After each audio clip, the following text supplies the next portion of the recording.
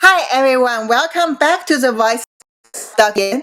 In the last episode, my guest Edward shared his very deep opinions and insights based on the recent Chinese nuclear submarine uh, 093 class 17 accident in Yellow Sea, and also he analyzed CCP's tactics in the cognitive warfare along the time. They are very flexible. They change, combine the different tactics. They change very quickly because this is a dictator country. They can make decision overnight and do it the next morning. And now we're going to see. So as we know, they have put the Chinese propaganda to brainwash Chinese people and also increase the moral in the military. And on the other side, what happened in the English-speaking world? The thing is, very interestingly, we have seen that this shows a Twitter come from the news agents about the Indo-Pacific area.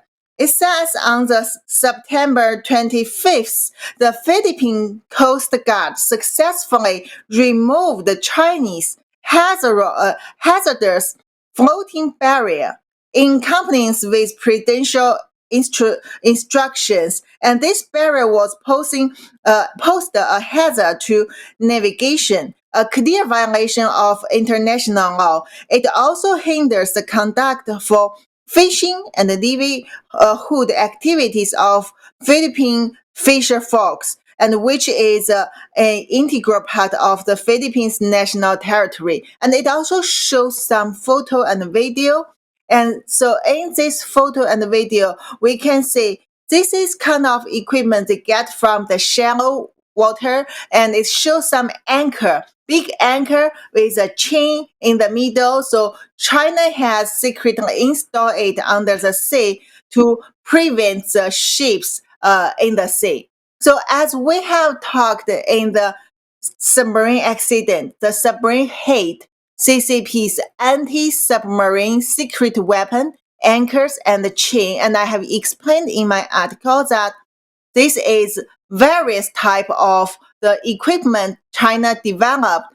Basically, it's two anchor will make some type of the chain and put it somewhere under the sea if it's shallow, and then it will prevent or damage the ships.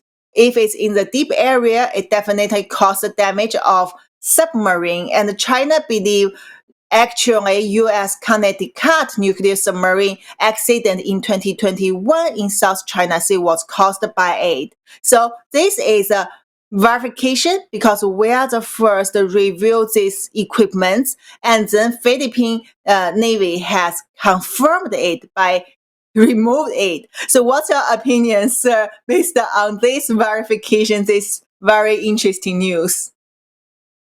Well, so as you point out, that's against international law. But what's in the press about this, besides what you're reporting? Very little has been in the press about this.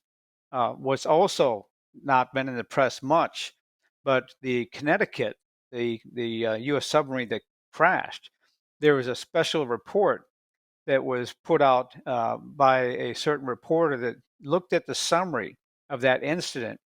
What's interesting there is just as the Chinese sub had crashed and tore itself up for the USS Connecticut, it seems the whole front end of the sonar system was destroyed, which is the purpose of this anchor. But what I found out through basic research as well is that the ship's captain there had lost confidence and had a number of incidents ahead of time. So this is also very dangerous in that the Chinese Navy now sees not only that this was effective, but that we have different issues within our own command structure that caused recklessness that allowed this to happen. Okay. And so there are a couple different concerns there. But the reporting and the fact that they cleared, the Philippines cleared this, and then China came back and condemned them as such, right? Where was the international outrage? Where was the international condemnation in the United Nations? There was none. And so this speaks to, I think, a level of awareness by Xi and the Chinese and how they're pressuring people, no pun intended, to toe the line. Exactly. So where is the international reach about this? I mean, they don't, it's kind of people feel, oh, okay, China did it. Okay, we know. So who cares? China is supposed to do this and we are supposed to make China happy because we want peace. And peace is a very good word. China said, we want peace. Russia said, we want peace. And the US, if you want to do something, you anti-peace, right? Yes, yes. What's interesting here also, though, is at the same time that this is going on, Russia and China are increasing their ties, right? And the Chinese disinformation and propaganda machine isn't as effective as the Russian propaganda machine, in my opinion. But their Yes. espionage and their tradecraft in subversion of our society is much more effective. But they are now using different Russian propaganda sources to then drive narratives against the United States in this alliance. And so they're starting to learn, as they have had for the last several decades at different times with the CCP, made alliances and treaties. But it's interesting here is that Xi has called this the Great Rejuvenation, and the idea that China's rightful return is threatened by Western information. Well, that's true. And so they're going on this more of an offensive now. But lastly, to your point, where's the accountability? There is no accountability from the international community or even the United States back to China on this. And it's glossed over. Where's the U.S. congressional investigation into what's actually happened here? Yes, so as you always mention from the beginning in our conversation, actively response to that is the real countermeasures. And it's not like you see something happen and okay, we know that. And then again, something happened. Okay, well, maybe we should do something, but yeah, we know that. So always America will be tracked by CCP and Russia in the invisible, unrestricted warfare. And also, as you have mentioned in your book, that you talk about they use labels. So they use label like as we talk about peace, anti-peace. They also like to use racism. And so whatever things, if you try to reveal what CCP has done, especially CCP, because Russians basically also white people as Americans, American white Yes. people. And so when we talk about China, they can say, oh, you're anti-Chinese, you're anti-Asian. And they even try to apply it on me when I revealed COVID CCP origin. So the next topic here, I want to jump to the recent case that I went it. And the plaintiff is a CCP top agent, the United Front Work biggest leader in U.S., a billionaire called Liang Guanjun. He was based in New York. Now he's in China. He dare not come back to U.S. because I revealed that he fraudulent document to federal court in my case, and he's worried he will be arrested. So the thing is, sir, you see, when they try to, using the law warfare to persecute me, to hunt me, the initial thing is they need to create a lawsuit. So as I wrote in my article and talked about in the last episode, they use anti-Asian and anti-Chinese. And they claim, Liang claim as a billionaire, the top agent, he gets personal hurt, emotional hurt because I reveal CCP's lab origin of COVID-19 virus. And he feel nervous. He dare not go out. So he claim all the anti-Asian hatred crime in U.S. launched by me and claims that I should compensate all of the damage. And he listed almost 50 dues in the lawsuit to try to potentially sue all these people who helped me, including Fox News, Tucker Carlson, Rudolph Mo Brooks, all like that. Mulder, Mr. Mulder. So, sir, can you tell me your general idea when you read this whole lawsuit, and what do you think about that? Well, first, again, I'd recommend that those listeners who've not gone to your webpage to read that or to listen to your story there, you need to go there and read the court documents. They're fascinating, they're eye-opening, but they're always also very concerning, because this is a very scary level of harassment and threat of life. It's very disconcerting, and should be to all Americans, that they're doing this to Mr. Lud and to Dr. Yen. So that's the first thing that comes to mind, was how blatant and brazen they are on U.S. territory, using our court systems to then undertake such lawsuits. Unfortunately, the counterintelligence effort that the FBI had underneath President Trump, which Director Wray at the time was saying they were opening an counterintelligence investigation every 8 hours, was shelved. Why? For just what you talked about, the politically correct anti-Chinese bias and perception of the racism of Chinese bias. But it's never been replaced. Matt Olson, who's the director of that organization I used to work with at the Director of National Intelligence, he's in charge of that National Security Division. What happened to that? Where's the support for your efforts in this?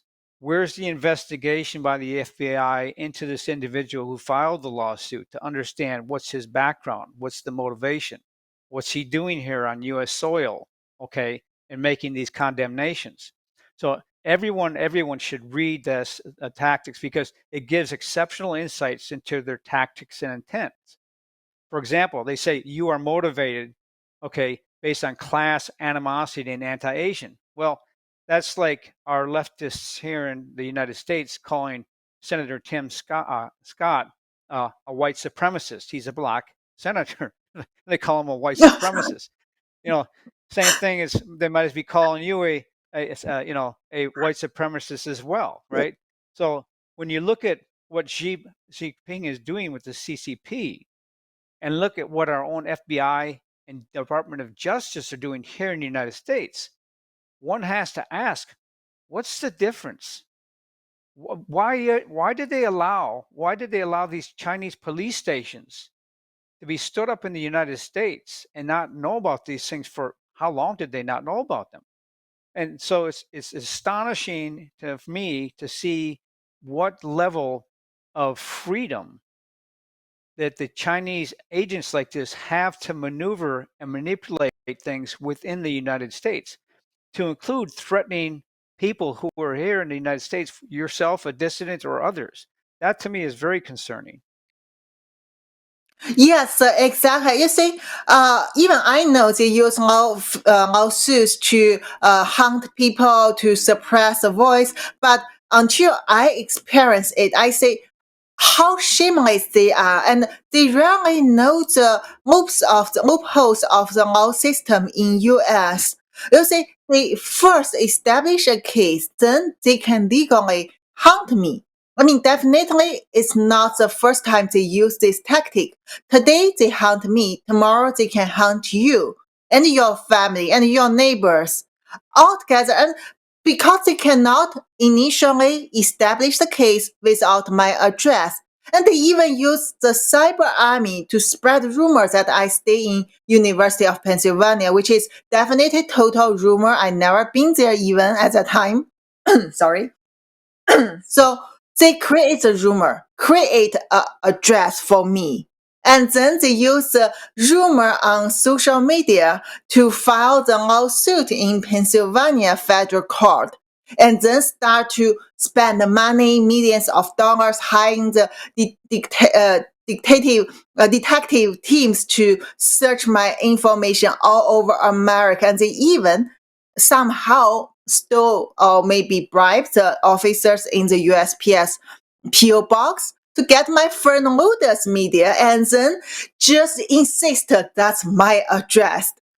So altogether, sir, you see, they did all these things. I mean, every step should be illegal, but they do it with strong confidence. Why do you think they can't do it in US like that? Well, because look, they have 300,000 students here each year, right? They study our laws. They study our culture. Mhm. They see the criminal justice system, and they use the seams between it to then manipulate and get what they want done. And they do it within the legal framework the United States provides. So they're doing things legal framework. Their intent is nefarious. And so this is where Congress needs to take a look at these types of efforts here and understand, as you said, if they're hunting you, they're going to hunt a lot of other people. But why is it they're so able to hunt? It's one, because they have too many agents here in the United States. They're given too much free reign. Okay. And there's no cross checks and balances on this. And so they, through lawfare, can then harass you and harass many others, just like they did with the police stations. And so this is where China is very effective in the cognitive war, from my perspective, much more so than Russia and stuff, because they know our system and they leverage it much better than our any other adversary against us to subvert us in so many different ways. Yes, sir. So, I was threatened. I'm always get threatened by CCP's agents, no matter my school or the other people online. And also information come from China insiders. They told us, warn us, be careful that CCP will kidnap me. Oh, and also, of course, murder if they can manage to find us. And they try to create the opportunity. For example, in this lawsuit, if I go to the court and I appeared in the hearing or whatever, they can manage to create maybe find someone to just kill me in public and claim that it's a psycho guy. And also they can somehow make me hurt or just kidnap me or bring me to China. And previously, I thought it's kind of impossible to kidnap someone from US back to China. However, later I read some case in DOJ talking about fox hunting and also the movie about previous Soviet Union's tactic. Yeah. Then I realized, it's not that difficult. So do you know anything like that happened before, and do you think they still can use these tactics in US now? Yes, I still think they can, because if by the time, if they have the right people here and they can map the information environment, as you said, then sort of narrow the circles, they can then finally eventually find you, right? And with that, as you said, they have a lot of people they view as expendable. So they would do what they deem necessary if they view you as such a threat to remove you or hurt you or harm you. And so there's a real potential that could still happen. Now, from an international perspective, that may cause China significant consternation.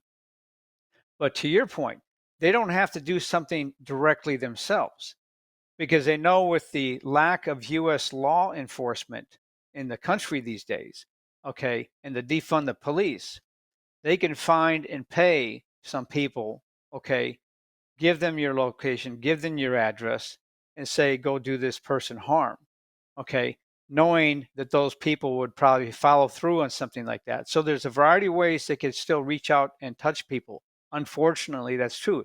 That's why it's so extremely dangerous. That's why your case and other cases like that need to be investigated by not only Congress, but we need to have a much more proactive counterintelligence effort in the United States to then use these efforts that we see going on to entrap and take these people out, to show Xi and stuff they're not going to be effective on US soil. Unfortunately, I don't think that's the case right now. I don't think, a matter of fact, because I believe we have a Manchurian president, I actually think he's aiding and abetting Xi and China and Russia in terms of undermining what we're doing here. And that's, you can see that from the Department of Justice and FBI counterintelligence effort against China. What happened to that? Where is it, and why isn't anybody asking, especially in cases like yours? Thank you, sir. And the thing is, it's not only the case about me. You see, they have list 1 to 50 dues, and they even list one by one that those who help to talk about the truth of COVID-19 would be in the future if they can beat me, and then they will use this case as an example to further sue and harass the other dues. Like no matter you are the big agency like Fox News or you are individuals like former Congressman Mo Brooks or Uda or Tucker Carlson. And sir, you, I'm sure because we have done so many broadcasts to trigger Xi Jinping regime and reveal CCP's dark needs, you would be one of the due in the future for them too. So the thing is, they try to use anti-Asian to silence all of you. I mean, maybe they won't kidnap you, but they will definitely Yes. silence you, harass you. So what do you think we can do to make this lawsuit, to make this case? I mean, now they failed it. They withdraw it. They are scared to go back to US, continue it against us. What can we do to amplify this influence? Let people know, don't be scared. And if we react actively, we can win. Oh, so great question. And so there's a number of things I think we can do. And so one of the purposes, as you've noted in the book, I've laid out an understanding of what the problem is, how this war is conducted, and then from a U.S. standpoint, I lay out strategies for how you can fix it. But the same strategies can be applied by anybody, okay? Can be applied by anybody. So for example, for yourself and Mr. Lude right now, you should have advocates going to your congressional members and Senate members and talking about your case and highlighting what's happening to a Chinese dissident here in the United States and why is this being allowed to happen? What is the FBI and Department of Justice doing? That's one. Two is you can use the layout I provide in the book also then to create your own proactive offensive, right? You and Mr. Lude have a wonderful network. You know and understand the culture in China. You can also set up your own strategic messaging campaign, okay, to target specific either individuals in China or here in the United States, which you know are not good people or CCP people, right? Because sunshine, and when you put sunshine on bad people, it brings them out, right? So, for example, when the police stations were here in the United States, if you had a means for those people to report to you and Mr. Lude of here's what's happening, here's what people are doing, you could amplify that in the news. As soon as you identify then who's actually doing that and those people involved, you can then go ahead and report them and amplify that as well. So you start to cause them to react. Same thing with your network. They don't know if there's one person or 10,000 people. So make them believe it's 1,000,000 people, right? Because there's many dissatisfied people in China, right? And start to cause them doubts. So based on your network and such, figure out who is the most key enemies, but then make them seem to be your best friends, the ones who may be giving you the best information. And there's different ways to then deceive, disrupt, and deny China information, right? To cause them to eat their own. But this is what I've been advocating for a long time in the United States. We have to go on a proactive influence operations and start to drive China to react to us because all we're doing is reacting to them, and that's a losing proposition. Thank you, sir. Very great insights. And the funny thing I also want to share with you is from the nuclear submarine that CCP's propaganda rejected it, right? So that in those official propaganda, they claim that Luda is definitely have some foreign, the U.S. Western, this kind of forces behind it, which is hostile against China, against the great friendly China. And also, I have seen some comments under the broadcast you and I did that those clearly are from the CCP cyber army. They said, huh, you are talking to a CIA. So now we know who's behind you. So, sir, before we finish this episode, what do you think about this kind of response? Well, it's interesting because on social media now, I have a number of what we call trolls coming out, right? A number of honeypots coming out, and they're really, very low tradecraft type of efforts to try to, catch me or subvert me. So we are having an effect because why else would they bother to then come? And so we are having an effect. I think we continue to have this dialogue. But as you've seen in the book and as you're seeing yourself, you and Mr. Lute and your network, you don't have to wait for the US government to have an impact. Think of your strategic messages. Think of your adversaries, think of your enemies, and then plan strategically to what purpose, to what outcome, to what impact. You have your own network and you can use that because the thing they're most scared of is the free flow of information and the truth. And that's what you provide.